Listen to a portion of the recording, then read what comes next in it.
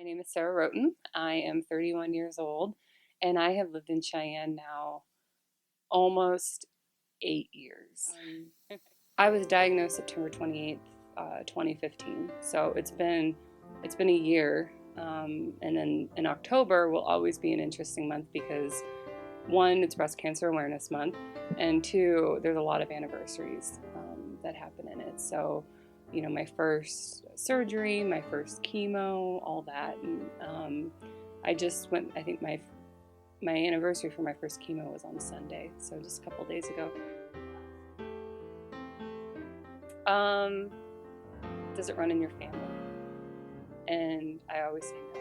I don't. I say no because it doesn't. And then there's this look of, like, wait, that's what everyone keeps telling me, that if it runs in your family, go get checked and monitor, and because that's what's out there. That's what everyone hears. But the truth is, very few people who are diagnosed have a history of cancer in their family. So that's the one. I get that question a lot. I get the question, how did you know? And I have that one I don't mind, because everyone's story really is different. I first knew something was off in June, and I had just turned 30, and I'm not a huge fan of my birthday, and so I was just making jokes about, oh, I'm turning 30, everything's downhill from here, like 20s are over, now I'm in my 30s, and I say that to some people and they laugh because, like, oh yeah, 30 is still so young, which I know, I understand it is, and boy, when you get cancer at 30, everyone tells you you're young, so that's been, I was going to the gym and I was doing a weightlifting class, and in end of July, I could feel something changing. And I just thought at the time that my muscles were changing, like my chest muscles were changing, and I didn't think much of it. And August was busy. I went back home to Seattle for a weekend. My mom came into town the end of August, so there was a lot going on. And then I felt the lump.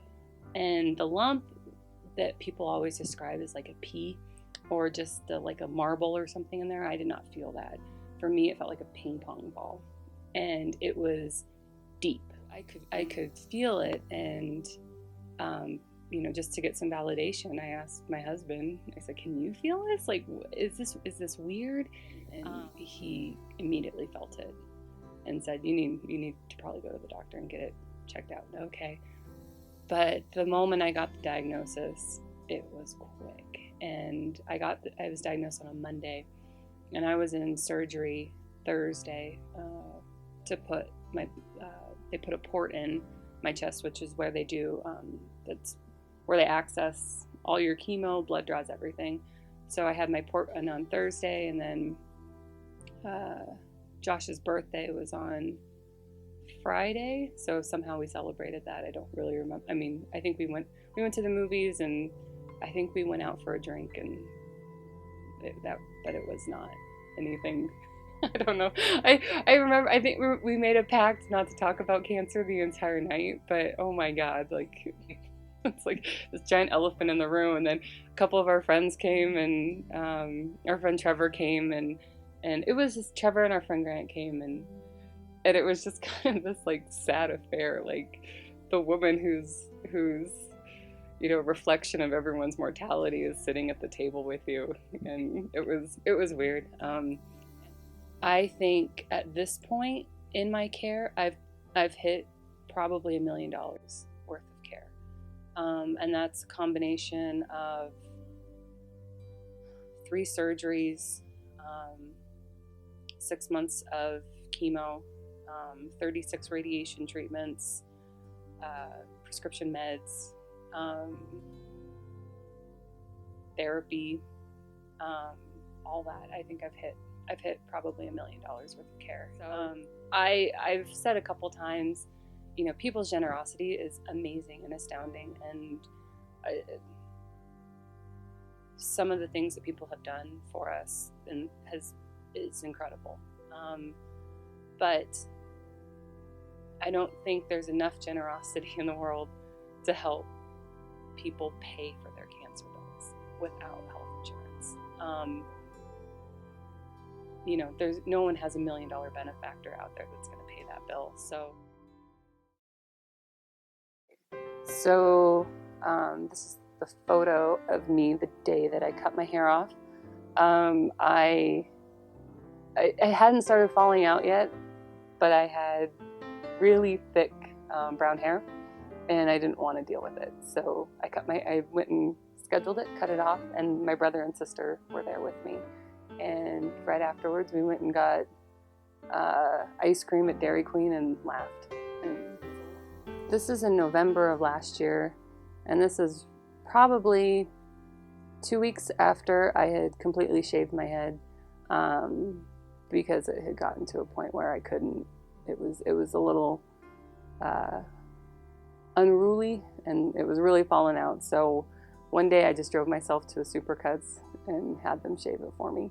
And so this is November last year. My sister is turning 17 here. And you'll see we're laughing a lot because that's what we did. There was not a lot of tears. And then this one is my sister. She plays basketball for East High School, and for every year they have the breast cancer game, and I think this was in February last year, and it was against Central High School, and she did all of her teammates, their warm-up shirts had the Sarah's Battle on it. So that's my sister and her friend Jessie, and it was wonderful because this came, oh gosh, February was the worst time. I was just finishing. I had probably 2 or 3 chemo treatments left, and I had it. Like, I was done with treatment and cancer and all of it, and my eyebrows had fallen out, and my hair was gone, my eyelashes were gone, and I really looked sick at that point. And so that was just a wonderful booster. This is not my last chemo treatment, but it's the second to last chemo treatment I had, and this is the chair I always tried to sit in, where I always wanted to get my treatment. It just had a nice view, and it was where I sat on my first treatment. And creature of habit, I always tried to look for that spot. So this is my second to last treatment. And then this is the day I finished chemo. The nurses all gathered, and they gave like a little ceremony, and a bottle of apple cider. And so it was wonderful. The nurses at the cancer center are fantastic and wonderful, and they have just been such a support, and I'll miss seeing them. I still go every 3 weeks and see them, but I will miss seeing them. This is my birthday this year in June, and my hair started to grow back. And when we took the photo before of my brother, sister, and my hair had just started falling, or I had just started wearing the hat. I remember taking that photo thinking this is when, this photo will be remembered as when I just started treatment. And so when we took this photo, I remember thinking this is the photo of when I finished treatment, and my hair started to grow back in. So this was a small victory, but yeah, this was my 31st birthday in June. And then this was at the Pink Ribbon Run this year for the Wyoming Breast Cancer Initiative. And I had family that flew in, my mom and my aunts and cousins and friends flew in, and then my dad and stepmom, brother and sister, husband, mother-in-law were all there and did the walk with me, and it was a wonderful experience, and it's kind of helped reinforce the whole breast cancer survivor thing, because I did not feel that way when I first was diagnosed, but after a year, definitely.